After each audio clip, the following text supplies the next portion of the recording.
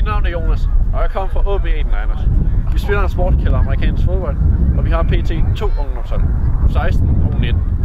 De 2 hold, de lider meget under vores økonomiske forhold herude.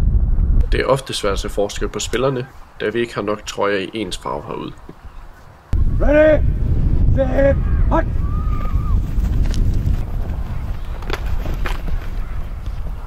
For at kunne spille kamp, skal man have beskyttelse på målene, og da vi ikke altid har det, bliver nogle gange taget alternative metoder i brug.